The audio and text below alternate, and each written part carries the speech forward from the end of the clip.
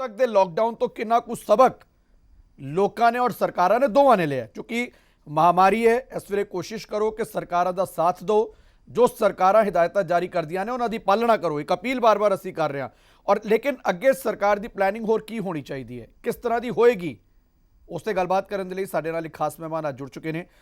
ਪੰਜਾਬ ਕਾਂਗਰਸ ਦੇ ਪ੍ਰਧਾਨ ਸੁਨੀਲ ਜਾਖੜ ਜੀ ਇਸ ਵੇਲੇ ਸਾਡੇ ਨਾਲ ਜੁੜ ਚੁੱਕੇ ਨੇ। ਜਾਖੜ ਸਾਹਿਬ ਬਹੁਤ-ਬਹੁਤ ਜੀ ਆਇਆਂ ਤੁਹਾਡਾ ਲਿਵਿੰਗ ਇੰਡੀਆ ਨਿਊਜ਼ ਦੇ ਵਿੱਚ। ਤੇ ਸਵਾਲ ਮੇਰਾ ਸ਼ੁਰੂਆਤ 'ਚ ਆਈ ਕਿ ਹੁਣ ਲੋਕਡਾਊਨ 5 ਦੇ ਵੱਲ ਜਿਹੜਾ ਮੁਲਕ ਵੱਧ ਰਿਹਾ ਔਰ ਪੰਜਾਬ ਦੇ ਵਿੱਚ ਜੇ ਮੈਂ ਗੱਲ ਕਰਾਂ ਤੇ ਬਹੁਤ ਬਿਹਤਰ ਸਥਿਤੀ ਚਾਹੇ ਕੋਰੋਨਾ ਦੇ ਕੇਸਾਂ ਨੂੰ ਲੈ ਕੇ ਕਹੀਏ ਜਾਂ ਜੋ ਹਰ ਵਾਰ ਹਰ ਲੋਕਡਾਊਨ ਤੇ ਫਸਟ ਸਟੈਪ ਜਿਹੜਾ ਪੰਜਾਬ ਸਰਕਾਰ ਦਾ ਰਿਹਾ ਅੱਗੇ ਹੋ ਕੇ ਜਿਹੜੇ ਫੈਸਲੇ ਲਏ ਗਏ ਨੇ, ਹੁਣ ਤੱਕ ਦੇ ਲੋਕਡਾਊਨ ਨੂੰ ਕਿਵੇਂ ਵੇਖਦੇ ਹੋ? ਜੇ ਅੱਗੇ ਹੋਣਾ ਚਾਹੀਦਾ ਤੇ ਕਿਸ ਤਰ੍ਹਾਂ ਦਾ ਹੋਣਾ ਚਾਹੀਦਾ?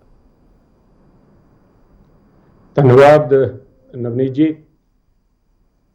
ਹੁਣ ਤਾਈਂ ਮੈਂ ਸਮਝਦਾ ਵੀ ਸਾਰੇ ਮੁਲਕ ਦੇ ਉੱਤੇ ਬਹੁਤ ਵੱਡੀ ਵਾਹਿਗੁਰੂ ਦੀ ਮਿਹਰ ਰਹੀ ਹੈ ਕਿ ਉਸ ਕਿਸਮ ਦੇ ਨਤੀਜੇ ਜਿਹੜੇ ਦੂਜੇ ਮੁਲਕਾਂ 'ਚ ਅਮਰੀਕਾ 'ਚ ਜਿਸ ਤਰ੍ਹਾਂ ਦੇਖ ਰਹੇ ਹਾਂ, ਯੂਰਪ ਦੇ ਅੰਦਰ ਇਟਲੀ ਸਪੇਨ ਨੂੰ ਜੋ ਭੁਗਤਣੇ ਪਈ ਹੈ ਉਹ ਜੀ ਘਟਨਾ ਸਾਡੇ ਅਜੇ ਨਹੀਂ ਵਾਪਰੀ। ਪਰ ਜੋ ਵੀ ਨੁਕਸਾਨ ਹੋਇਆ ਹੈ, ਜਾਨੀ ਨੁਕਸਾਨ ਜਿਹੜਾ ਹੋਇਆ ਉਹਦੇ ਵਾਸਤੇ ਮੈਂ ਸਮਝਦਾ ਉਹ ਘਾਟਾ ਕਦੇ ਵੀ ਪੂਰਾ ਨਹੀਂ ਕੀਤਾ ਜਾ ਸਕਦਾ।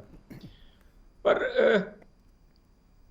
ਜਦੋਂ ਪਹਿਲਾ ਲੋਕਡਾਊਨ ਕੀਤਾ ਗਿਆ ਸੀ ਵਧਵਾ ਸਾਹਿਬ, ਤੁਸੀਂ ਦੇਖੋ ਪ੍ਰਧਾਨ ਮੰਤਰੀ ਮਾਨਯੋਗ ਮੋਦੀ ਜੀ ਨੇ ਕਿਹਾ ਸੀ ਮੈਨੂੰ 21 ਦਿਨ ਦਾ ਸਮਾਂ ਦਿਓ, ਮੇਰੇ ਨਾਲ ਤੁਸੀਂ ਸਾਰੇ ਸਹਿਯੋਗ ਕਰੋ, ਦੇਸ਼ ਸਹਿਯੋਗ ਕਰੇ, ਅਸੀਂ 21 ਦਿਨ ਦੇ ਅੰਦਰ ਇਸ ਕਰੋਨਾ ਮਹਾਮਾਰੀ ਤੇ ਕਾਬੂ ਪਾ ਲਾਂਗੇ।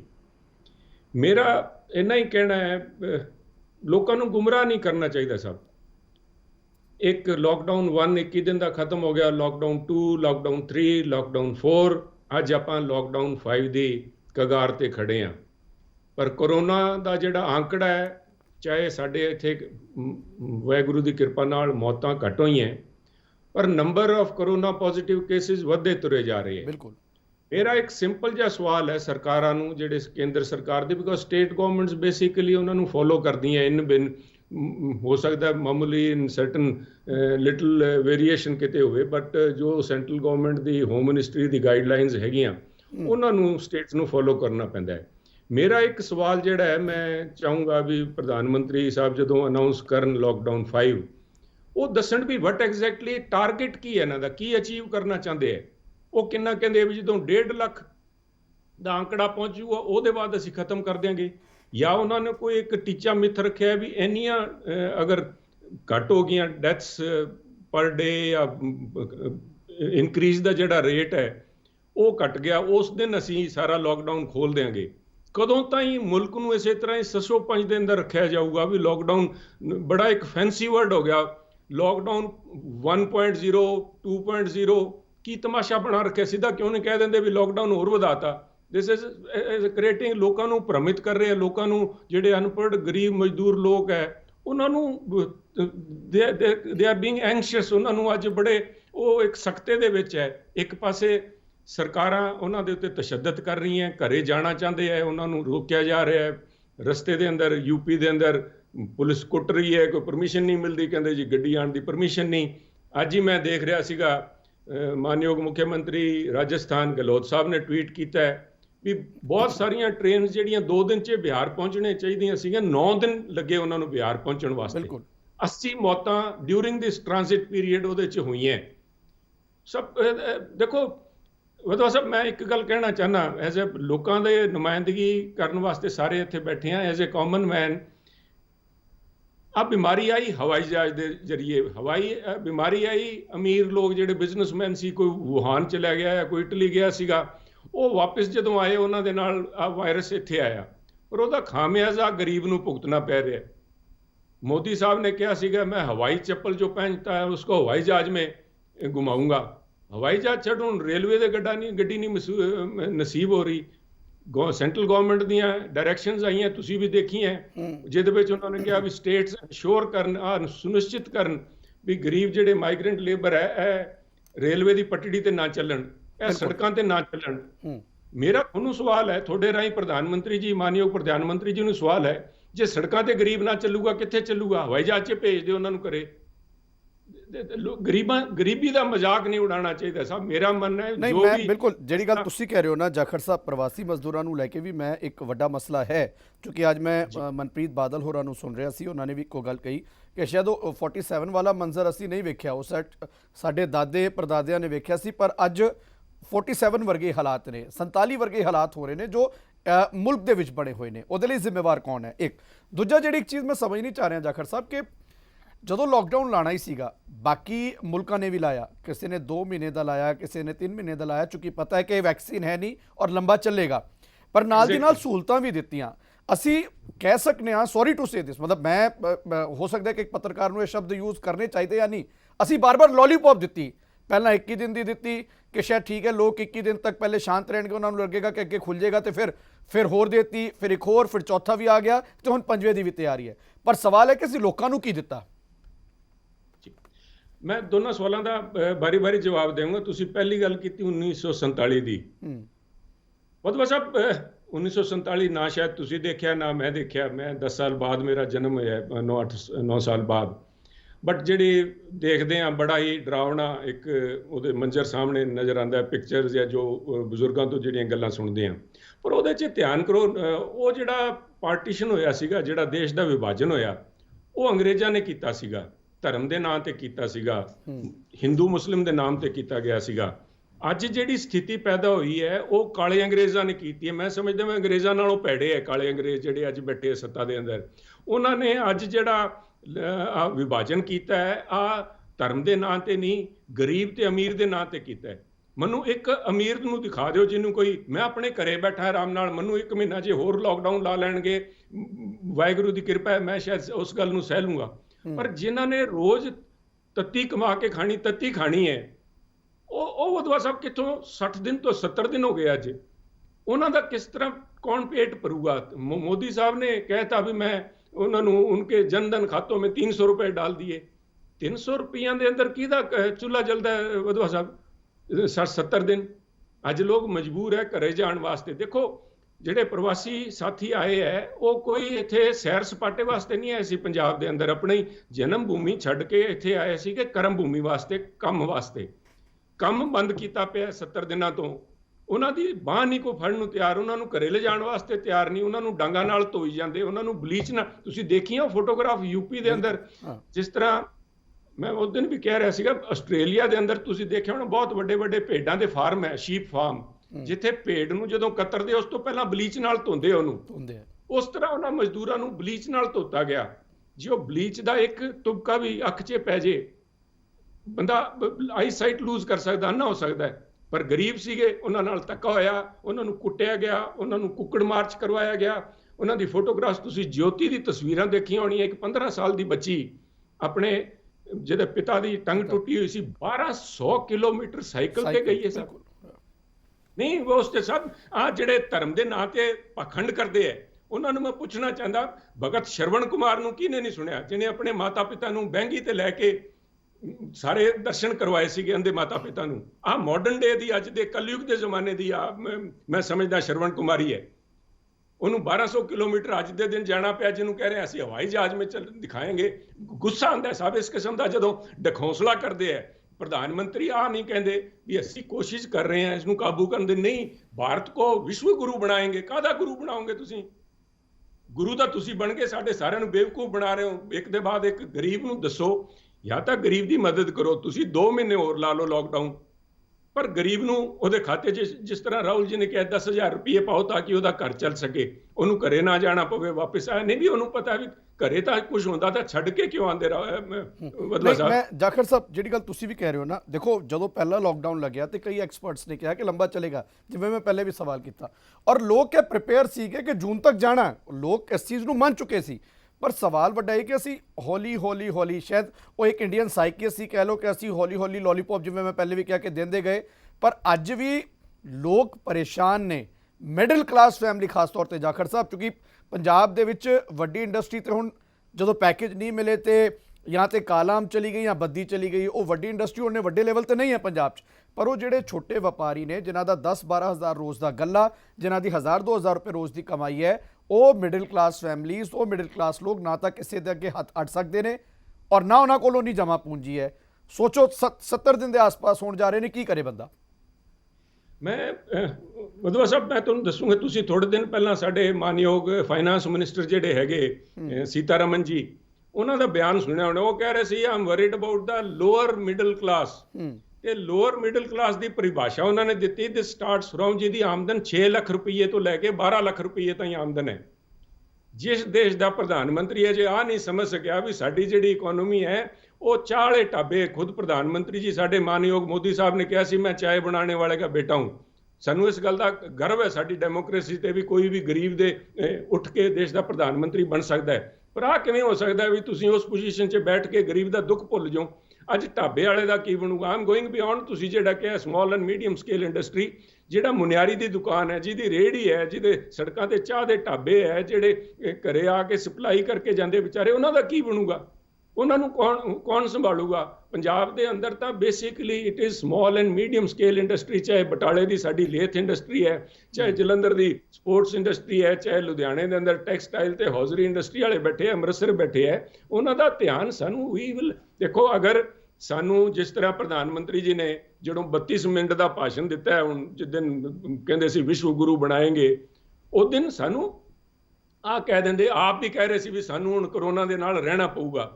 ਸੋ ਲੋਕਾਂ ਨੂੰ ਪ੍ਰਪੇਅਰ ਕਰੀਏ ਵੀ ਤੁਹਾਨੂੰ ਆਪਣਾ ਹੁਣ ਹਾਈਜੀਨ ਲੈਵਲ, ਹੱਥ ਧੋਣੇ, ਮਾਸਕ ਪਹਿਨਣਾ, ਡਿਸਟੈਂਸ ਬਣਾ ਕੇ ਰੱਖਣਾ, ਪਬਲਿਕ ਪਲੇਸ 'ਚ ਥੁੱਕਣਾ ਨਹੀਂ, ਸਫਾਈ ਦਾ ਧਿਆਨ ਰੱਖਣਾ, ਇਹਨਾਂ ਗੱਲਾਂ ਤੇ ਜ਼ੋਰ ਦਈਏ, ਨਾ ਕਿ ਐਵੇਂ ਬਿਨਾਂ ਮਤਲਬ ਚਾਈਨਾ ਦੇ ਨਾਲ ਬਰਾਬਰੀ ਕਰੀ ਜਾਂਦੇ ਹੈ। ਚਾਈਨਾ ਕਿੱਥੇ ਪਹੁੰਚਿਆ ਖੜਾ? ਕਾਂ ਰਾਮ ਰਾਮ, ਕਾਂ ਟੈਂ ਟੈਂ, ਕਿਹੜੀ ਪੋਜੀਸ਼ਨ ਬਣੀ ਖੜੀ ਹੈ ਅੱਜ ਉਹਨਾਂ ਨੂੰ। ਅੱਜ ਸਾਨੂੰ ਤਾਂ ਨੇਪਾਲ ਵੀ ਅੱਖਾਂ ਦਿਖਾਈ ਜਾਂਦਾ ਹੈ। ਅਸੀਂ ਸੜਕ ਬਣਾਤੀ, ਲਿਪੂ ਲੇਖ ਜਿਹੜੀ ਕੈਲਾਸ਼ ਸਰੋਵਰ ਯਾਤਰਾ ਵਾਸਤੇ ਜਾਂਦੇ, ਉਹਦੇ ਵਾਸਤੇ ਨੇਪਾਲ ਸਾਨੂੰ ਅੱਖਾਂ ਦਿਖਾ ਰਿਹਾ।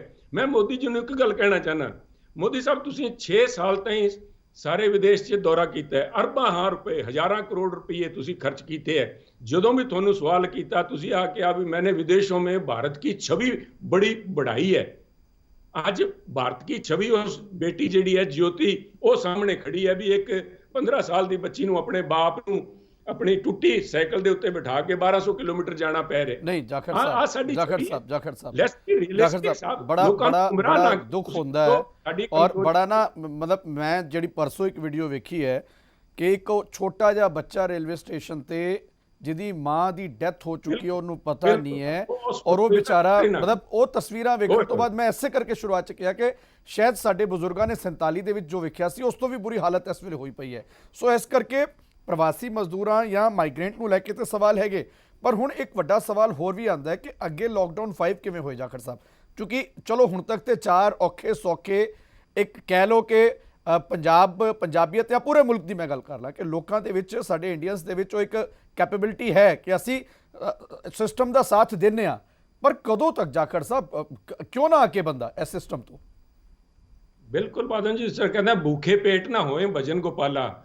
ਬੜਾ ਲੋਕਾਂ ਨੇ ਕਰ ਲਿਆ ਸਾਹਿਬ, ਇਸ ਤੋਂ ਜ਼ਿਆਦਾ ਹੋਰ ਕੀ ਪਾਲਦੇ ਮੋਦੀ ਸਾਹਿਬ? ਕਦੋਂ ਇਹਨਾਂ ਨੇ ਕਿਹਾ ਵੀ ਭਾਂਡੇ ਖੜਕਾਓ, ਲੋਕ ਭਾਂਡੇ ਖੜਕਾਉਣ ਲੱਗੇ, ਕਦੇ ਕਹਿੰਦੇ ਲਾਈਟਾਂ ਜਗਾਓ, ਮੋਮਬਤੀਆਂ ਜਗਾ ਕੇ ਖੜੇ ਹੋ ਗਏ, ਕਦੇ ਕਹਿੰਦੇ ਹਵਾਈ ਜਹਾਜ਼ ਭੇਜਦੇ। ਹਵਾਈ ਜਹਾਜ਼ ਨਾਲ ਤਾਂ ਕਰੋਨਾ ਨਹੀਂ ਮਰਨਾ ਸਾਹਿਬ, ਕਿਉਂ ਲੋਕਾਂ ਨੂੰ ਬੇਵਕੂਫ ਬਣਾ ਰਹੇ ਹੈ ਸਾਹਿਬ? ਸਾਨੂੰ ਦੇਖੋ, ਗਰੀਬ ਕੋਲ ਕੋਈ ਚੁਆਇਸ ਨਹੀਂ ਸਾਹਿਬ, ਭੁੱਖ ਨਾਲ ਮਰਾਂਗਾ ਜਾਂ ਕਰੋਨਾ ਨਾਲ ਮਰਾਂਗਾ।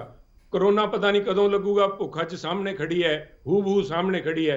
ਉਹਦਾ ਇੰਤਜ਼ਾਮ ਐਨੀ ਲੋਕਡਾਊਨ, ਚਾਹੇ ਉਹਨੂੰ 0.50 ਕਹਿ ਲਓ, 0.6 ਕਹਿ ਲਓ, ਕੋਈ ਵੀ ਨਾਮ ਦੇ ਲਿਓ, ਕੋਈ ਵੀ ਉਹਨੂੰ ਨਾਮ ਦੇ ਲਓ, ਪਰ ਬਦਵਾ ਸਾਹਿਬ ਜਦੋਂ ਤਾਈਂ ਗਰੀਬ ਦੇ ਰੁਜ਼ਗਾਰ ਦਾ ਪ੍ਰਬੰਧ ਨਹੀਂ ਕਰਦੇ, ਲੈਟਸ ਬੀ ਰੀਅਲਿਸਟਿਕ, ਵਿਦਿਨ ਦਾ ਸਾਡੇ ਜਿਹੜੇ ਕੰਸਟ੍ਰੇਂਟਸ ਹੈ, ਉਹਨਾਂ ਦੀ ਸਿਕਿਉਰਿਟੀ ਦਾ ਧਿਆਨ ਰੱਖ ਕੇ, ਉਹਨਾਂ ਦਾ ਇੰਸ਼ੋਰੈਂਸ ਕਰਵਾ ਕੇ, ਉਹਨਾਂ ਪਰਿਵਾਰਾਂ ਦੀ ਉਹਨਾਂ ਨੂੰ ਰੁਜ਼ਗਾਰ ਦੇ ਵਿੱਚ ਵਾਪਸ ਲੈ ਕੇ ਆਈਏ। ਚਾਹੇ ਉਹਦੇ 'ਚ 20 ਲੱਖ ਕਰੋੜ ਦਾ ਕਿਸ ਤਰ੍ਹਾਂ ਇਸਤੇਮਾਲ ਕਰਨਾ ਹੈ। ਜਦੋਂ ਤਾਈਂ ਸਾਡੀ ਛੋਟੀ ਇੰਡਸਟਰੀ ਨਹੀਂ ਚਾਲੂ ਹੁੰਦੀ, ਜਦੋਂ ਤਾਈਂ ਗਰੀਬ ਦੇ ਜੇਬ 'ਚ ਪੈਸਾ ਨਹੀਂ ਆਉਂਦਾ, ਉਦੋਂ ਤਾਈਂ ਇਕਨੋਮੀ ਨਹੀਂ ਰਿਵਾਈਵ ਕਰ ਸਕਦੀ ਸਾਹਿਬ। ਤੁਸੀਂ ਜ਼ਿਕਰ ਕੀਤਾ ਬਟਾਲੇ ਦੀ ਇੰਡਸਟਰੀ ਦਾ, ਤੁਸੀਂ ਨੁਮਾਇੰਦਗੀ ਕਰ ਚੁੱਕੇ ਹੋ, ਬਿਲਕੁਲ ਮੈਂ ਇਸ ਗੱਲ ਨੂੰ ਹੋਰ ਅੱਗੇ ਲੈ ਕੇ ਚੱਲਣਾ। ਬਟਾਲਾ, ਲੁਧਿਆਣਾ, ਅੰਮ੍ਰਿਤਸਰ, ਜਲੰਧਰ, ਹਾਲਾਂਕਿ ਰਾਜਪੁਰੇ ਤੇ ਯੂਨੀਵਰਸਿਟੀ ਰਹਿ ਨਹੀਂ ਗਈ ਕਿਉਂਕਿ ਗੇਟਵੇ ਆਫ ਪੰਜਾਬ ਹੁਣ ਹਾਲਾਤ ਰਹੀ ਨਹੀਂ। ਮੇਰਾ ਕਹਿਣ ਦਾ ਮਤਲਬ ਹੈ ਕਿ ਕਿਸ ਤਰ੍ਹਾਂ ਦਾ ਫੀਡਬੈਕ ਹੈ ਵਪਾਰੀਆਂ ਦੇ ਵਿੱਚ? ਤੁਹਾਡਾ ਬਿਲਕੁਲ ਰਾਬਤਾ ਮੈਨੂੰ ਲੱਗਦਾ ਕਾਇਮ ਹੁੰਦਾ ਹੋਏਗਾ ਵਪਾਰੀਆਂ ਦੇ ਨਾਲ, ਜਾਂ ਤੁਹਾਡੇ ਆਪ ਦੇ ਵੀ ਜਿਹੜੇ ਸੈੱਲ ਨੇ ਕਾਂਗਰਸ ਪਾਰਟੀ ਦੇ ਵਪਾਰ ਪ੍ਰਕੋਸ਼ਟ ਵਾਲੇ। ਮੇਰਾ ਕਹਿਣ ਦਾ ਮਤਲਬ ਹੈ ਕਿ ਕੀ ਉਮੀਦਾਂ ਕੀ ਨੇ, ਲੋਕ ਕਹਿ ਕੀ ਰਹੇ ਨੇ, ਉਹਨਾਂ ਦਾ ਦਰਦ ਆਖਿਰਕਾਰ ਕੀ ਹੈ? ਦੇਖੋ ਉਹਨਾਂ ਦਾ ਵੀ ਕਿਸੇ ਤਰ੍ਹਾਂ ਕੰਮ ਚਾਲੂ ਹੋਏ ਸਾਹਿਬ, ਬਿਕੋਜ਼ ਜਿਹੜਾ ਵਿਆਜ ਦਾ ਮੀਟਰ ਹੈ ਬੈਂਕਾਂ ਤੋਂ ਫਾਈਨੈਂਸਿੰਗ ਹੈ, ਵਿਆਜ ਦਾ ਮੀਟਰ ਤਾਂ ਬੰਦ ਹੋਇਆ ਨਹੀਂ ਸਾਹਿਬ, ਵਿਆਜ ਚੱਲ ਰਿਹਾ ਉਹਨਾਂ ਨੂੰ ਕਿਸੇ ਕਿਸਮ ਦੀ। ਅਗਰ 20 ਲੱਖ ਕਰੋੜ 'ਚ ਵੀ ਅਗਰ ਉਹਨਾਂ ਦਾ ਨੰਬਰ ਨਹੀਂ ਆਇਆ, ਅਜੇ ਵੀ ਸ਼ਾਹੂਕਾਰਾਂ ਦੀ ਗੱਲ ਕਰੀ ਜਾਂਦੇ ਹੈ। ਉਹਨਾਂ ਦਾ ਆਲਰੇਡੀ ਜਿਹੜਾ ਲੋਨ ਸੀਗਾ, ਉਹਨਾਂ ਦੀ ਜੋ ਵਰਕਿੰਗ ਕੈਪੀਟਲ ਹੈ, ਜਿਹੜੀ ਉਹਨਾਂ ਦੀ ਸਪਲਾਈ ਚੇਨ ਹੈ, ਕਿਉਂਕਿ ਰॉ ਮਟੀਰੀਅਲ ਪੰਜਾਬ 'ਚ ਤਾਂ ਕੋਈ ਹੈ ਨਹੀਂ, ਰॉ ਮਟੀਰੀਅਲ ਬਾਹਰੋਂ ਆਉਣਾ ਹੈ, ਉਹ ਸਾਡੇ ਬਸ 'ਚ ਹੈ ਨਹੀਂ। ਸਾਡਾ ਜਿਹੜਾ ਮਾਰਕੀਟ ਹੈ ਉਹ ਵੀ ਪੰਜਾਬ ਤੋਂ ਬਾਹਰ ਹੈ। So we are dependent upon the central government. ਅਸੀਂ ਉਹਨਾਂ ਕੋਲ ਝਾਕੀ ਜਾਂਦੇ ਆ, ਉੱਥੋਂ ਜੁਮਲੇ ਛੱਡੀ ਜਾਂਦੇ ਆ, ਨਾਰੇ ਸਲੋਗਨਸ ਬਣਾਈ ਜਾ ਰਹੇ ਆ, ਜਿਸ ਤਰ੍ਹਾਂ ਐਡਵਰਟਾਈਜ਼ਿੰਗ ਕੋਈ ਏਜੰਸੀ ਹੋਵੇ। ਮੁਲਕ ਚਲਾਣਾ, ਦੇਖੋ ਮੈਂ ਫੇਰ ਦੁਹਰਾ ਰਿਹਾ, ਮੇਰਾ ਫੇਵਰੇਟ ਵਾਕ ਜਦੋਂ ਦਾ ਮੈਂ 6 ਸਾਲ ਦਾ ਦੇਖ ਰਿਹਾ ਮੋਦੀ ਸਾਹਿਬ ਦੀ ਆਈ ਹੈ ਸਰਕਾਰ, ਕਹਿੰਦਾ ਬੜੇ ਚੇਤੇ ਆਉਂਦੇ ਨੇ ਯਾਰ ਅਨਮੁੱਲੇ ਹਵਾ ਦੇ ਬੁੱਲੇ। ਅੱਜ ਸਾਨੂੰ ਡਾਕਟਰ ਮਨਮੋਹਨ ਸਿੰਘ ਦੀ ਯਾਦ ਆਉਂਦੀ ਹੈ। ਉਹ ਕੇਪੇਬਲ ਆਦਮੀ ਸੀਗੇ, ਉਹਨਾਂ ਨੂੰ ਇਕਨੋਮੀ ਦੀ ਪਤਾ ਸੀਗੀ। ਤੇ ਅੱਜ ਜੇ ਮੋਦੀ ਸਾਹਿਬ ਇਸ ਗੱਲ ਨੂੰ ਐਕਸੈਪਟ ਕਰ ਲੈਣ ਵੀ ਆ ਜਿਹੜਾ ਅਰਥ ਸ਼ਾਸਤਰ ਹੈ ਮੇਰੇ ਸਮਝ ਤੋਂ ਬਾਹਰ ਹੈ, 4 ਸਿਆਣੇ ਬੰਦੇ ਬਿਠਾ ਕੇ ਗੱਲ ਕਰ ਲੈਣ, ਮੈਨੂੰ ਨਹੀਂ ਲੱਗਦਾ ਵੀ with all due respect to Sitharaman ji, ਬਾਕੀ ਜਿਹੜੇ ਹੈ ਇਹਨਾਂ ਕੋਲ ਪਹਿਲਾਂ ਰਘੂ ਰਾਮ ਰਾਜਨ ਸੀਗੇ ਸਾਡੇ ਕੋਲ, ਇਸ ਤੋਂ ਬਾਅਦ ਸਾਡੇ even Arun Jaitley ji, he was not a economist but he did well. ਪਰ ਅੱਜ ਜਦੋਂ ਮੁਲਕ ਦੇ ਸਾਹਮਣੇ ਐਡਾ ਵੱਡਾ ਸੰਕਟ ਆਇਆ ਖੜਾ ਹੈ, ਮੋਦੀ ਸਾਹਿਬ ਦੀ ਸ਼ਾਨ 'ਚ ਕੋਈ ਫਰਕ ਨਹੀਂ ਪੈਣਾ। ਜੇ ਅਗਰ ਡਾਕਟਰ ਮਨਮੋਹਨ ਸਿੰਘ ਨੂੰ ਬੁਲਾ ਕੇ ਗੱਲ ਕਰਨੇ, ਚਿਦੰਬਰਮ ਜੀ ਨੂੰ ਬੁਲਾ ਕੇ ਗੱਲ ਕਰ ਲੈਣ। ਕੱਲ ਹੀ ਉਹਨਾਂ ਦਾ ਟਵੀਟ ਆਇਆ ਚਿਦੰਬਰਮ ਸਾਹਿਬ ਦਾ ਵੀ 20 ਲੱਖ ਕਰੋੜ ਦਾ ਜਿਹੜਾ ਪੈਕੇਜ ਸੀਗਾ, it is in fact 1,83,000 crore ਦਾ ਹੈ। ਉਹਨਾਂ ਨੇ ਕਿਹਾ ਸੀ ਸਾਡੀ GDP ਗਰੋਥ 4% ਹੈ, that has come down to 3.1%। ਇਹ ਗੱਲਾਂ ਕਿਸ ਤੋਂ ਕਿਉਂ ਛੁਪਦੇ ਫਿਰ ਰਹੇ ਹੈ, ਜਦੋਂ ਨਹੀਂ ਕਿਸੇ ਗੱਲ ਦਾ ਪਤਾ ਐਕਸੈਪਟ ਕਰ ਲੈਣ ਵੀ ਮੇਰੇ ਅੱਛਾ ਜਾਖੜ ਸਾਹਿਬ, ਤੁਸੀਂ ਸਾਬਕਾ ਪ੍ਰਧਾਨ ਮੰਤਰੀ ਹੋਰਾਂ ਦੀ ਗੱਲ ਕੀਤੀ ਹੈ। ਪੰਜਾਬ ਸਰਕਾਰ ਨੇ ਇੱਕ ਕਮੇਟੀ ਬਣਾਈ, ਮੌਂਟੇਕ ਸਿੰਘ ਆਹਲੂਵਾਲੀਆ ਔਰ ਫਿਰ ਮਨਮੋਹਨ ਸਿੰਘ ਜੀ ਹੋਰਾਂ ਨੂੰ ਕਿਹਾ ਕਿ ਵੀ ਤੁਸੀਂ ਵੀ ਵੇਖੋ ਕਿ ਕਿਵੇਂ ਪੰਜਾਬ ਨੂੰ ਲੀਹਾਂ ਤੇ ਲੈ ਕੇ ਆਉਣਾ। ਸੋ ਉਹ ਕਮੇਟੀ ਨੇ ਕਿੰਨਾ ਕੁ ਕੰਮ ਕੀਤਾ, ਹਾਲਾਂਕਿ ਉਹ ਅਜੇ ਕਲੀਅਰ ਨਹੀਂ ਹੈ, ਪਰ ਮੈਂ ਸਮਝਣਾ ਚਾਹ ਰਿਹਾ ਕਿ ਪੰਜਾਬ ਜਿਹੜਾ ਵਾਪਸ ਲੀਹਾਂ ਤੇ ਕਿਵੇਂ ਆ ਸਕਦਾ ਹੈ, ਯਾਨੀ ਕਿ ਵਾਪਸ ਇੰਡਸਟਰੀ ਨੂੰ ਕਿਵੇਂ ਗਰੋ ਕੀਤਾ ਜਾਏ, ਅੱਗੇ ਰੋਜ਼ਗਾਰ ਦੇ ਸਾਧਨ ਕੀ ਪੈਦਾ ਕੀਤੇ ਜਾਣ, ਕਿਉਂਕਿ ਰੋਜ਼ਗਾਰ ਨੂੰ ਲੈ ਕੇ ਵੀ ਇੱਕ ਵੱਡਾ ਮਸਲਾ ਹੈ ਜਾਖੜ ਸਾਹਿਬ ਇਸ ਵੇਲੇ ਲੋਕਡਾਊਨ ਦੇ ਵਿੱਚ ਜੋ ਹਾਲਾਤ ਬਣੇ ਨੇ। ਦੂਜਾ ਇੱਕ ਜ਼ਰੂਰ ਇਹਦੇ 'ਚ ਕਹਿਣ 'ਚ ਕੋਈ ਦੋਰਾਏ ਨਹੀਂ ਕਿ ਪਿਛਲੇ 2 ਦਿਨ 'ਚ ਜੋ ਖਬਰਾਂ ਮਿਲੀਆਂ ਕਿ PP ਕਿੱਟਾਂ ਨੂੰ ਲੈ ਕੇ ਪੰਜਾਬ ਨੇ ਬਾਕੀ ਸੂਬਿਆਂ ਨੂੰ ਕਿਹਾ ਕਿ ਤੁਸੀਂ ਸਾਡੇ ਤੋਂ ਲਓ, ਬਾਕੀ ਸੂਬਿਆਂ ਜਾਂ ਬਾਕੀ ਮੁਲਕਾਂ ਤੋਂ ਨਾ ਮੰਗਾਓ, ਅਸੀਂ ਕੈਪੇਬਲ ਹਾਂ। ਯਾਨੀ ਕਿ ਪੈਰਾਂ ਤੇ ਖੜੇ ਹੋਣ ਦੀ ਕੋਸ਼ਿਸ਼ ਹੈ, ਪਰ ਇਹਨੂੰ ਹੋਰ ਮਜ਼ਬੂਤ ਕਿਵੇਂ ਕੀਤਾ ਜਾਏ? ਉਦੋਂ ਸਭ ਪੈਸੇ ਦਾ ਕੰਮ ਪੈਸੇ ਨਾਲ ਹੀ ਹੋਣਾ, ਗੱਲਾਂ ਨਾਲ ਨਹੀਂ ਹੋਣਾ ਜੀ, ਦੈਟਸ ਅ ਫੈਕਟ। ਸਭ ਤੋਂ ਪਹਿਲਾਂ ਇਕਨੋਮੀ ਨੂੰ ਰਿਵਾਈਵ ਕਰਨ ਵਾਸਤੇ ਜਿਹੜਾ ਮੂਲ ਮੰਤਰ ਹੈ, ਮੈਂ ਸਮਝਿਆ ਜਿਸ ਗੱਲ ਦਾ ਰਾਹੁਲ ਜੀ ਪ੍ਰੋਪੋਗੇਟ ਕਰ ਰਹੇ ਹੈ, ਜਿੰਨੀ ਕਿ ਇਕਨੋਮਿਕਸ ਦੀ ਸਮਝ ਮੈਨੂੰ ਹੈ, it has to be demand driven. Economy ਹੈ ਇਜ਼ ਡਿਮਾਂਡ ਡਰਿਵਨ। ਜਦੋਂ ਮੈਂ ਕੋਈ ਸਮਾਨ ਲੈਣ ਜਾਊਂਗਾ ਤਾਂ ਹੀ ਕੋਈ ਅੱਗੇ ਬਣਾਉਣ ਵਾਲਾ ਹੋਊਗਾ ਸਭ। ਉਹ ਚਾਹੇ ਫੈਕਟਰੀਆਂ ਨੇ ਅਡਾਨੀ ਅੰਬਾਨੀਆਂ ਨੂੰ ਪੈਸੇ ਦੇਣ, ਸੋਕੇ ਸ਼ਾਹੂਕਾਰਾਂ ਦੇ ਵੀ ਉਹ ਵੱਡੀ ਜਿਹੜੀ ਫੈਕਟਰੀਆਂ ਉਹਨਾਂ ਨਾਲ ਹੀ ਸਾਡੀ ਸਮਾਲ ਸਕੇਲ ਇੰਡਸਟਰੀਆਂ ਜੁੜੀਆਂ ਹੈ, they can be promoted but not at the cost of small medium scale industries. ਸਾਡੇ ਕਰਜ਼ਿਆਂ ਦੇ ਵਿੱਚ ਸਾਨੂੰ ਇਨਕਮ ਟੈਕਸ ਦੇ ਵਿੱਚ ਛੂਟ ਮਿਲੇ, ਜਿਹੜੀ ਸਾਡੀ ਕਿਸ਼ਤਾਂ ਹੈ ਉਹ ਸਾਨੂੰ ਉਹਨਾਂ 'ਚ ਰਿਆਇਤ ਮਿਲੇ। ਇਹਨਾਂ ਨੂੰ ਇੱਕ ਪਾਸੇ ਸਾਡੇ ਦਾ ਇਹ ਜਿਹੜਾ ਨਵਾਂ ਰੈਗੂਲੇਟਰੀ ਲੈ ਕੇ ਆ ਰਹੇ ਹੈ ਇਲੈਕਟ੍ਰਿਸਿਟੀ ਦਾ ਬਿੱਲ ਸੈਂਟਰਲ ਗਵਰਨਮੈਂਟ, ਉਹਦੇ 'ਚ ਰੇਟ ਹੋਰ ਵਧਣ ਦੇ ਬਿਜਲੀ ਦੇ, ਅਸੀਂ ਇਹਨਾਂ ਨੂੰ ਕੋਈ ਰਿਆਇਤ ਦੇਣ ਦੀ ਗੱਲ ਕਰੀ ਜਾਂਦੇ ਆ ਵੀ ਫੈਕਟਰੀਜ਼ ਨੂੰ ਕੋਈ ਨਾ ਕੋਈ ਜਿਹੜੀ ਇਹਨਾਂ ਦੀ ਵਰਕਿੰਗ ਕਾਸਟ ਹੈ, ਵਰਕਿੰਗ ਕੈਪੀਟਲ ਦੀ ਇਨਵੋਲਵਮੈਂਟ ਹੈ, that is basically towards electricity ਔਰ ਰॉ ਮਟੀਰੀਅਲ ਤਾਂ ਬਾਹਰੋਂ ਆਉਣਾ, ਇਲੈਕਟ੍ਰਿਸਿਟੀ ਅਸੀਂ ਦੇਣੀ ਹੈ। ਇਹ ਕਹਿ ਰਹੇ ਤੁਸੀਂ ਬੰਦ ਪਏ ਰਾਜਪੁਰਾ ਥਰਮਲ ਪਲਾਂਟ ਨੂੰ ਪੈਸੇ ਦਿਓ, ਉਹਨੂੰ ਇਹਨਾਂ ਨੂੰ ਤਲਵੰਡੀ ਸਾਬੋ ਵਾਲਿਆਂ ਨੂੰ ਦਿਓ, ਗੋਬਿੰਦਵਾਲ ਵਾਲਿਆਂ ਨੂੰ ਦਿਓ। ਸੈਂਟਰਲ ਗਵਰਨਮੈਂਟ ਸਿਰਫ ਵੱਡੇ ਸਾਹੂਕਾਰਾਂ ਦੀ ਗੱਲ ਕਰ ਰਹੀ ਹੈ, ਛੋਟੇ ਇੰਡਸਟਰੀਜ਼ ਨੂੰ ਜਦੋਂ ਤਾਈਂ direct financial not fiscal, there is a difference, ਉਹਨਾਂ ਨੇ ਖਾਤਿਆਂ 'ਚ ਪੈਸੇ ਪਾਣੇ ਪੈਣਗੇ direct, so that they can kick start the economy. ਗਰੀਬ ਦੇ ਜੇਬ 'ਚ ਪੈਸਾ ਆਊਗਾ, ਜਿਹੜਾ ਮਨਰੇਗਾ ਦੀ ਸਕੀਮ ਸੀਗੀ ਉਹਦੇ ਕਰਕੇ ਰੂਰਲ ਇਕਨੋਮੀ 'ਚ ਫਲਿੱਪ ਆਊਗਾ ਸਾਹਿਬ। ਪੰਜਾਬ ਦੇ ਅੰਦਰ ਨਵਨੀਤ ਜੀ ਜਦੋਂ ਆ ਹੁਣ 1 ਕਰੋੜ 27 ਲੱਖ ਕਣਕ ਖਰੀਦੀ ਗਈ ਹੈ, ਹੁਣ ਤਾਈਂ ਕਰੀਬਨ 26,000 ਕਰੋੜ ਰੁਪਏ ਦੀ ਪੇਮੈਂਟ ਹੋਈ ਹੈ। ਉਹ ਪੰਜਾਬ ਦੇ ਕਿਸਾਨ ਕੋਲ, ਪੰਜਾਬ ਦੇ ਆੜਤੀਏ ਕੋਲ, ਪੰਜਾਬ ਦੇ ਟਰਾਂਸਪੋਰਟਰ ਕੋਲ, ਜਿਹੜੇ ਮਜ਼ਦੂਰ ਸੀ ਭਰਾਵਾਂ ਦੇ, ਉਹਨਾਂ ਦੇ ਖਾਤਿਆਂ 'ਚ ਗਈ ਹੈ। ਆ 26,000 ਕਰੋੜ ਰੁਪਇਆ ਸਰਕੂਲੇਸ਼ਨ 'ਚ ਆਊਗਾ। ਉਹ ਪੈਸਾ ਸਾਡੀ ਇੰਡਸਟਰੀਜ਼ ਤੋਂ ਜਿਹੜਾ ਸਮਾਨ ਹੈ ਉਹ ਖਰੀਦਿਆ ਜਾਊਗਾ। ਜੇ ਇਸੇ ਤਰ੍ਹਾਂ ਮਨਰੇਗਾ ਦੇ ਤਹਿਤ ਮਜ਼ਦੂਰਾਂ ਦੇ ਖਾਤਿਆਂ 'ਚ 100 ਦਿਨ ਦੀ ਜਾਂ 50 ਦਿਨ ਦੀ ਦਿਹਾੜੀ ਐਡਵਾਂਸ ਪਾ ਦੇਣ, ਮੈਂ ਖਰਾਤ ਵੀ ਨਹੀਂ ਮੰਗ ਰਿਹਾ ਵੀ ਉਹਨਾਂ ਨੂੰ ਐਸੇ ਦੇ ਦਿਓ, ਬਾਅਦ ਚ ਐਡਜਸਟ ਕਰ ਲਿਓ ਜਦੋਂ ਕੰਮ ਕਰਨਗੇ। At least there will be inflow of money. ਨਹੀਂ ਜਾਖੜ ਸਾਹਿਬ ਬਿਲਕੁਲ ਮੈਂ ਉਹਦੇ ਤੇ ਆ ਰਿਹਾ, ਜਿਹੜੀ ਗੱਲ ਤੁਸੀਂ ਵੀ ਕਹਿ ਰਹੇ ਹੋ ਨਾ ਕਿ ਇੱਕ ਵੱਡੀ ਮੰਗ, ਔਰ ਜੋ ਆਪ ਮੁੱਖ ਮੰਤਰੀ ਨੇ ਵੀ ਚਿੱਠੀ ਲਿਖੀ ਪ੍ਰਧਾਨ ਮੰਤਰੀ ਹੋਰਾਂ ਨੂੰ ਕਿ ਤੁਸੀਂ ਕਿਸਾਨੀ ਨਾਲ ਅਟੈਚ ਕਰ ਦਿਓ। ਅੱਗੇ ਜ਼ੀਰੀ ਦਾ ਮੌਸਮ ਹੈ, ਕਿਸਾਨਾਂ ਨੂੰ ਵੀ ਲਾਹਾ ਹੋ ਜਾਏਗਾ, ਇੱਕ ਤਾਂ ਲਾਗਤ ਘੱਟ ਹੋ ਜਾਏਗੀ ਜੇ ਮਨਰੇਗਾ ਵਾਲਾ ਮਜ਼ਦੂਰ ਉਹਨਾਂ ਦੇ ਝੋਨਾ ਲਾ ਦੇਗਾ ਜਾ ਕੇ, ਔਰ ਦੂਜਾ ਉਹਨਾਂ ਨੂੰ ਵੀ ਮਜ਼ਦੂਰੀ ਮਿਲ ਜਾਏਗੀ, ਵਾਪਸ ਯੂਪੀ ਬਿਹਾਰ ਨਹੀਂ ਜਾਣਾ ਪਏਗਾ। ਸੋ ਲੱਗਦਾ ਨਹੀਂ ਕਿ ਸਰਕਾਰਾਂ ਨੂੰ ਮਾਈਕਰੋ ਲੈਵਲ ਤੇ ਜਾ ਕੇ ਪਲੈਨਿੰਗ ਕਰਨੀ ਪਏਗੀ ਕਿ ਇੱਕ ਇੱਕ ਚੀਜ਼ ਬਾਰੇ ਬਹੁਤ ਮਾਈਕਰੋ ਲੈਵਲ ਤੇ ਸੋਚ ਕੇ ਕਿ ਅੱਗੇ ਜੇ ਇਹਨੂੰ ਫਾਇਦਾ ਹੈ ਤੇ ਅੱਗੇ ਕਿੰਨੇ ਲੋਕਾਂ ਨੂੰ ਹੋਰ ਫਾਇਦਾ, ਤਾਂ ਜੋ ਆਪਾਂ ਵਾਪਸ ਲਿਆ ਤੇ ਆਈਏ। ਜੀ ਕਿਸੇ ਵੀ ਸਮੱਸਿਆ ਦਾ ਸਮਾਧਾਨ ਕੱਢਿਆ ਜਾ ਸਕਦਾ ਹੈ, ਪਰ ਬਸ਼ਰਤੇ ਤੁਸੀਂ ਉਹਨੂੰ ਐਕਸੈਪਟ ਕਰੋ ਵੀ ਹਾਂ ਕੋਈ ਪ੍ਰੋਬਲਮ ਹੈ। ਮੋਦੀ ਸਾਹਿਬ ਤਾਂ ਵਿਸ਼ਵ ਗੁਰੂ ਦੀ ਗੱਲ ਕਰੀ ਜਾ ਰਹੇ, ਉਹ ਤਾਂ ਮੰਨਦੇ ਹੀ ਨਹੀਂ ਕੋਈ ਪ੍ਰੋਬਲਮ ਹੈ। ਉਹ ਉਸ ਗੱਲ ਨੂੰ ਮੰਨਣ ਪਹਿਲਾਂ ਵੀ ਪ੍ਰੋਬਲਮ ਹੈਗੀ। ਅੱਜ ਦੇਖੋ ਜਿਹੜਾ ਝੋਨੇ ਲਵਾਉਣ ਦੀ ਗੱਲ ਕਰ ਰਹੇ ਹੋ, ਜਿਹੜੀ ਪਹਿਲਾਂ 3000 ਰੁਪਏ ਏਕੜ ਦੇ ਅੰਦਰ ਝੋਨਾ 1 ਏਕੜ ਦਾ ਸੀਗਾ, 3000 ਰੁਪਏ ਕਾਸਟ ਸੀ, ਹੁਣ 7000 ਰੁਪਏ ਹੋ ਗਿਆ। ਉਹਦੀ ਕਾਸਟ ਕਿਹਦੇ ਤੇ ਪਊਗੀ? ਕਿਸਾਨ ਤੇ ਪਊਗੀ। ਸਾਡੇ ਮਾਨਯੋਗ ਮੁੱਖ ਮੰਤਰੀ ਕੈਪਟਨ ਸਾਹਿਬ ਨੇ ਪ੍ਰਧਾਨ ਮੰਤਰੀ ਨਰਿੰਦਰ ਮੋਦੀ ਜੀ ਨੂੰ ਚਿੱਠੀ ਲਿਖੀ ਵੀ ਜਿਹੜਾ ਝੋਨੇ ਦਾ MSP ਹੈ ਉਹ ਵਧਾਓ।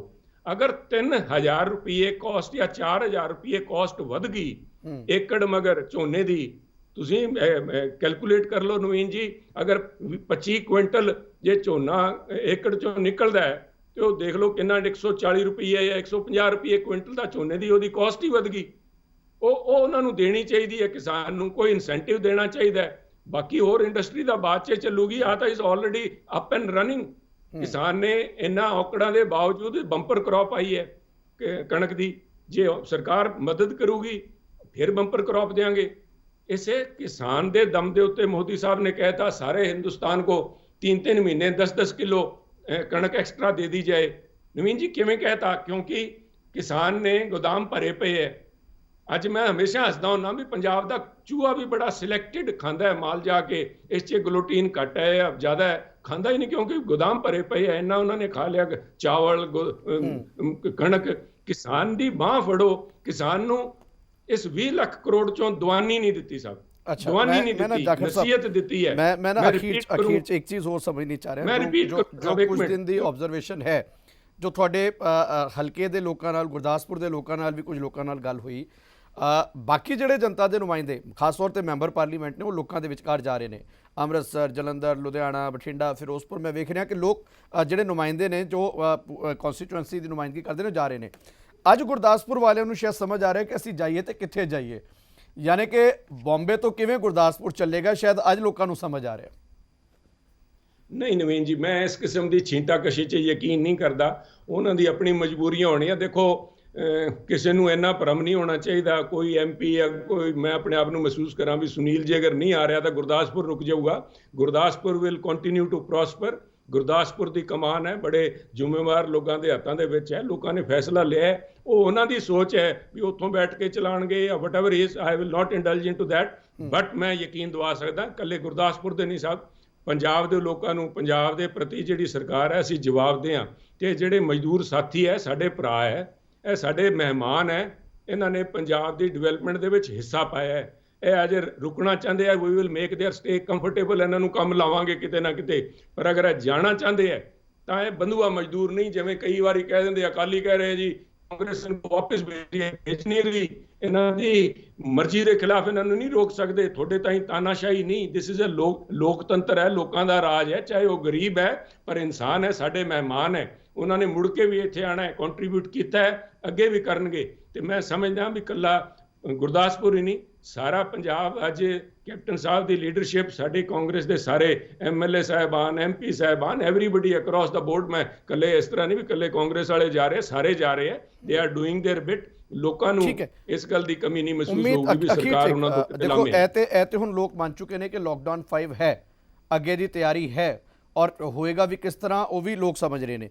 ਪਰ ਤੁਹਾਡੇ ਹਿਸਾਬ ਨਾਲ ਜੇ ਲੋਕਡਾਊਨ 5 ਜਿਵੇਂ ਹੁਣੇ ਹੋਏਗਾ, ਸੋ ਕਿਸ ਤਰ੍ਹਾਂ ਦਾ ਹੋਣਾ ਚਾਹੀਦਾ ਕਿ ਲੋਕਾਂ ਨੂੰ ਹੋਰ ਕੀ ਕੁਝ ਰਿਲੈਕਸੇਸ਼ਨ ਹੋਣ, ਕੀ ਕੁਝ ਉਹਨਾਂ ਲਈ ਬਿਹਤਰ ਹੋ ਸਕੇ? ਜਾਖੜ ਸਾਹਿਬ, ਵਕੀਲਾ ਸਵਾਲ। ਮੇਰਾ ਮੰਨਣਾ ਹੈ ਬਿਜ਼ਨਸ ਕਿਸੇ ਵੀ ਤਰੀਕੇ ਨਾਲ, ਚਾਹੇ ਪ੍ਰੋਡਕਸ਼ਨ ਹੈ, ਚਾਹੇ ਕਾਮਰਸ ਹੈ, ਉਹ ਕਿਸੇ ਨਾ ਕਿਸੇ ਤਰੀਕੇ ਨਾਲ ਚਾਲੂ ਹੋਣਾ ਚਾਹੀਦਾ ਹੈ। ਲੋਕਾਂ ਦੀ ਜੇਬ 'ਚ ਪੈਸਾ ਪਵੇ, ਗਰੀਬਾਂ ਦੀ ਜੇਬ 'ਚ ਇਹਨਾਂ ਨੂੰ ਮਦਦ ਮਿਲੇ, ਛੋਟੇ ਦੁਕਾਨਦਾਰਾਂ ਨੂੰ, ਛੋਟੇ ਸਮਾਲ ਮੀਡੀਅਮ ਸਕੇਲ ਇੰਡਸਟਰੀਜ਼ ਨੂੰ, ਤੇ ਸਰਕਾਰ ਨੂੰ ਵੀ ਰਿਆਇਤ ਮਿਲੇ। ਜਿਹੜਾ ਇਹਨਾਂ ਨੇ ਆ ਇੱਕ ਸਰਕਾਰ ਦੇ ਹੱਥ ਬੰਨ ਕੇ ਜਿਹੜੀ ਇਹ ਟਰਮਸ ਐਂਡ ਕੰਡੀਸ਼ਨ ਦਿੱਤੀਆਂ ਵੀ ਨਾ ਤਾਂ ਸਾਡਾ 4400 ਕਰੋੜ ਰੁਪਈਆ GST ਦਾ ਦੇਣਾ, ਕਰਜ਼ਾ ਲੈ ਲਓ, ਪਰ ਕਰਜ਼ਾ ਵੀ ਉਦੋਂ ਤੁਹਾਨੂੰ ਮਿਲੂਗਾ ਜਦੋਂ ਤੁਸੀਂ ਕਿਸਾਨ ਦੀ ਬਿਜਲੀ ਬੰਦ, ਮੁਫਤ ਬਿਜਲੀ ਬੰਦ ਕਰ ਦਿਓਗੇ।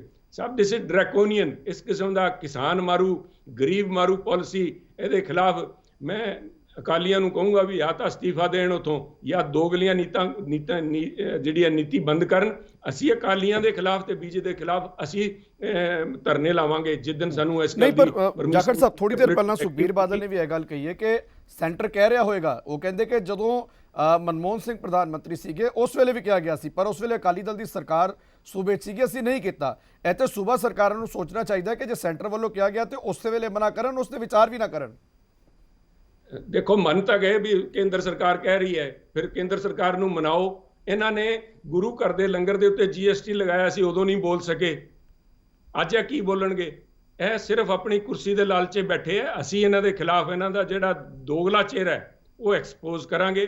ਅਸੀਂ ਇਹਨਾਂ ਦੀ ਆ ਜਿਹੜੀ ਆ ਝੂਠ ਦਾ ਡੰਬਰ ਇਹਨਾਂ ਨੇ ਬਣਾ ਰੱਖਿਆ ਅਕਾਲੀਆਂ ਨੇ, ਉਹ ਲੋਕਾਂ ਕੋਲ ਐਕਸਪੋਜ਼ ਕਰਾਂਗੇ। ਤੇ ਅਸੀਂ ਕਿਸਾਨ ਦੇ ਨਾਲ ਖੜੇ ਆ। ਨਾ ਇਹਨਾਂ ਨੇ MSP ਵਾਸਤੇ ਆਵਾਜ਼ ਉਠਾਈ, ਨਾ ਹੁਣ ਆ ਜਿਹੜਾ ਬਿਜਲੀ ਵਾਲੇ ਨੂੰ ਲੈ ਕੇ ਇਹਨਾਂ ਨੇ ਆ ਜਿਹੜੀ ਅਮੈਂਡਮੈਂਟ ਲੈ ਕੇ ਆਏ ਆ, ਹੁਣ ਕਹਿ ਰਹੇ ਆ ਵੀ ਇਹਨਾਂ ਨੂੰ ਤਿੰਨਾਂ ਪਲਾਂਟਾਂ ਨੂੰ ਪੈਸੇ ਦਿਓ ਤੇ ਹੁਣ ਬਿਜਲੀ ਦਾ ਜਿਹੜਾ ਟਿਊਬਵੈਲ ਦੀ ਜਿਹੜੀ ਬਿਜਲੀ ਮੁਫਤ ਦੇ ਰਹੇ ਆ, ਉਹਦੇ ਉੱਤੇ ਜਿਹੜੇ ਹੈ ਸਾਰਾ ਦਾ ਸਾਰਾ ਕਿਸਾਨ ਮਾਰੂ, ਗਰੀਬ ਮਾਰੂ ਤੇ ਸਪੈਸੀਫਿਕਲੀ ਪੰਜਾਬ ਮਾਰੂ ਜਿਹੜੀ ਪਾਲਿਸੀਆਂ ਸੈਂਟਰਲ ਗਵਰਨਮੈਂਟ ਦੀਆਂ, BJP ਸਰਕਾਰ ਦੀ, ਖਾਸ ਤੌਰ ਤੇ ਮਾਨਯੋਗ ਮੋਦੀ ਸਾਹਿਬ ਦੀ, ਉਹਨਾਂ ਦਾ ਅਸੀਂ ਕਾਂਗਰਸ ਪਾਰਟੀ ਡਟ ਕੇ ਵਿਰੋਧ ਕਰਾਂਗੇ।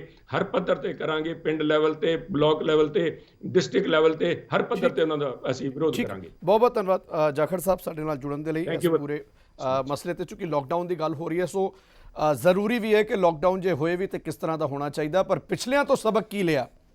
ਕਿਉਂਕਿ ਜਦੋਂ ਆਪਾਂ ਭਵਿੱਖ ਦੀ ਗੱਲ ਕਰ ਰਹੇ ਹਾਂ ਤਾਂ ਪਹਿਲਾਂ ਅਤੀਤ ਵੱਲ ਝਾਤ ਮਾਰੀ ਦੀ ਹੁੰਦੀ ਹੈ, ਔਰ ਅਤੀਤ ਜੋ ਹੁੰਦਾ ਉਹ ਭਵਿੱਖ ਦੇ ਲਈ ਇੱਕ ਸੁਨੇਹਾ ਦਿੰਦਾ।